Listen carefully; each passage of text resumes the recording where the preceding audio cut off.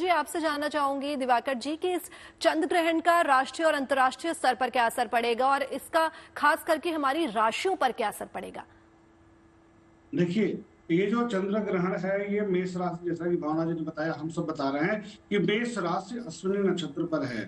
तो जो मेष राशि से रिलेटेड राष्ट्र के नाम हैं, जैसे अमेरिका हो गया या अन्य राष्ट्र जो चेचन्या है, चिली है, तो इनसे रिलेटेड जो राष्ट्र के नाम है वो। और दूसरी राशि जो प्रभावित हो रही है वो हो रही है तुला राशि, जिसमें र अक्षर भी आता है, रूस भी आता है। तो देख रहे हैं वर्तमान में जो दो विरोधी धड़े सामने आए हैं, अमेरिका और रूस। दूसरी बात कि ईरान, इराक, ई अक्षर वाले, अ अक्षर वाले और र अक्षर से रिलेटेड जो भी राष्ट्र हैं, अर्थात मेष राशि और तुला राशि, इससे रिलेटेड जो राष्ट्र हैं उनको बहुत संभल करके अंतरराष्ट्रीय स्तर पर कोई भी निर्णय लेना चाहिए।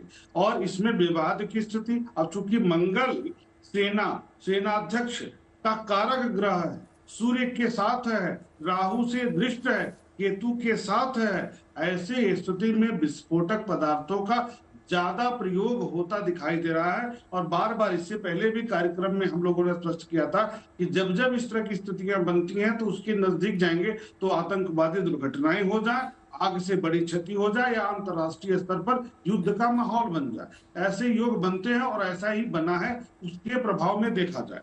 कुछ लोग कह सकते हैं, जैसे कि हमास और फिलिस्तीन का विवाद हो गया या इजराइल का जो विवाद हुआ, कि ये तो अमेरिका ने उस पर विरोध के तौर पर एक्शन लिया, लेकिन यह एक्शन उसी समय क्यों लिया गया जब इस तरह के योग बने। इसका कारण है कि वो प्लेटफॉर्म तैयार करते हैं, ग्रहों का प्रभाव जरूर पड़ता है, इसका जरूर ध्यान देना चाहिए अंतरराष्ट्रीय स्तर पर। रही बात राष्ट्रीय स्तर की, बात करेंगे तो 2 दिन के बाद राहु का परिवर्तन हो जा रहा है एकादश भाव पर। तो भारतीय दृष्टिकोण से राहु का परिवर्तन बहुत सकारात्मक हो जाएगा।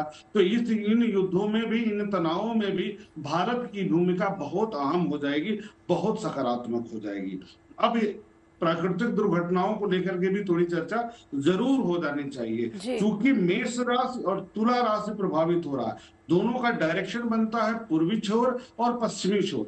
तो इन राष्ट्रों के, जिनके तुला राशि और मेष राशि से संबंधित जो राष्ट्र हैं, उनके पूर्वी क्षेत्र और पश्चिमी क्षेत्र दोनों में नकारात्मक प्रभाव ज्यादा दिखाई देगा। और जल तत्व, भूकंप, भूस्खलन की तीव्रता में वृद्धि की संभावना बन सकती है अगले 45 दिनों तक। ये रही अंतरराष्ट्रीय स्तर की बात। लेकिन भारतीय दृष्टिकोण से देखा जाए तो थोड़ा सा सतर्कता जरूरी है। वाहन के क्षेत्र में थोड़ी सी सतर्कता जरूरी है, सेना के क्षेत्र से। कारण है कि किसी भी बड़ी दुर्घटना में सेनाध्यक्ष, सेना के जवानों को लेकर के थोड़ी नकारात्मकता आ सकती है।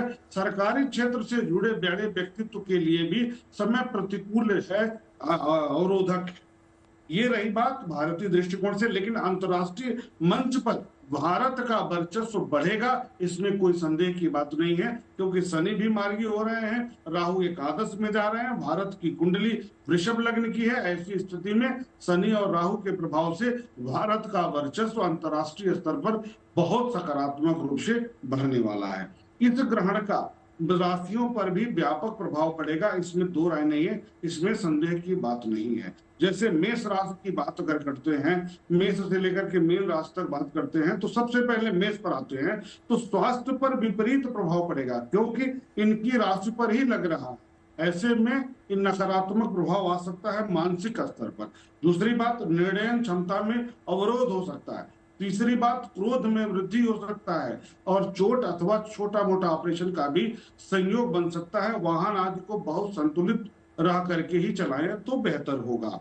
वृषभ की बात अगर करते हैं तो गृह और वाहन सुखों पर खर्च की स्थिति बन रही है, परंतु तनाव भी बढ़ेगा गृह और वाहन के क्षेत्र में। क्यों? क्योंकि चतुर्थेश पीड़ित हो रहे हैं, तो ऐसे में गृह और वाहन को लेकर के तनाव की स्थिति बन सकती है। दूसरी बात, भाई बंधुओं को लेकर के तनाव की स्थिति बन सकती है। आंतरिक शत्रुओं में वृद्धि होगा, परंतु विजय आपकी हो जाएगी। मानसिक चिंता में वृद्धि भी थोड़ा सा बढ़ता हुआ दिखाई दे रहा है, लेकिन आप नए अन्वेषण कर सकते हैं। नए कार्यों के लिए यह ग्रहण का जो योग है वह बेहतर है, क्योंकि शुक्र आपका फ्री है और शुक्र और शनि का योग बना है। ऐसे में सामाजिक पद प्रतिष्ठा भी आपकी सकारात्मक रूप से बढ़ने वाली है। मिथुन राशि के जो लोग हैं उनके लिए व्यापारिक विस्तार का योग बनेगा, व्यापारिक वृद्धि का योग बनेगा, आर्थिक लाभ का योग बनेगा, कार्यों में भाग्य का साथ प्राप्त होगा। संतान से संबंधित समस्या को लेकर के थोड़ी सी सतर्कता बहुत जरूरी है, चिंता बढ़ सकती है। सम्मान में वृद्धि हो सकता है, कार्य क्षेत्र में वृद्धि हो सकता है। मनोबल और स्वास्थ्य को लेकर के थोड़ा सा सतर्क रहना जरूरी है, क्योंकि बुध लग्नेश हो जाए, राशि के स्वामी होते हैं। ऐसे में बुध थोड़े से पीड़ित अवस्था में भी जा रहे हैं, तो ध्यान देना है स्वास्थ्य को लेकर के। कर्क राशि की बात करेंगे तो मन अशांत रह सकता है, स्वास्थ्यगत समस्या आ सकती है, अकारण तनाव हो सकता है, धन सम्मान नौकरी में वृद्धि हो सकती है, विद्या में अवरोध हो सकता है, शत्रु विजय की स्थिति बनती हुई दिखाई दे रही है। साथ ही माता पिता के स्वास्थ्य को लेकर के सतर्क रहने की जरूरत है। जीवन साथी और प्रेम संबंधों में सकारात्मक परिवर्तन भी देखने को मिलेगा इस अवधि में। इस ग्रहण के प्रभाव में अगले 45 दिन के बीच की बात किया जाए तो अब सिंह राशि की बात करेंगे तो सरकारी या उच्चाधिकारी से तनाव, जहां भी आप कार्य कर रहे हैं, चाहे प्राइवेट सेक्टर में हो, सरकारी क्षेत्र में हो, वहां देखेंगे तनाव की स्थिति बनती दिखाई दे रही है। गृह और वाहन सुख में वृद्धि का योग बन रहा है, आय और लाभ में वृद्धि का योग बन रहा है। मनोबल और स्वास्थ्य में अचानक अवरोध हो सकता है। पेट और पैर की समस्या को लेकर के आपको सतर्क रहने की आवश्यकता है। कन्या राशि की भी बात कर लिया जाए तो कन्या राशि में धन बढ़ेगा, पारिवारिक कार्यों को लेकर के थोड़ा सा मन अप्रसन्न रह सकता है, इसमें संदेह नहीं है। फिर दाम्पत्य सुख बढ़िया रहेगा, जीवन साथी से अच्छे संबंध होंगे, साझेदारी के कार्यों में सहयोग या सकारात्मक परिवर्तन देखने को मिलेगा।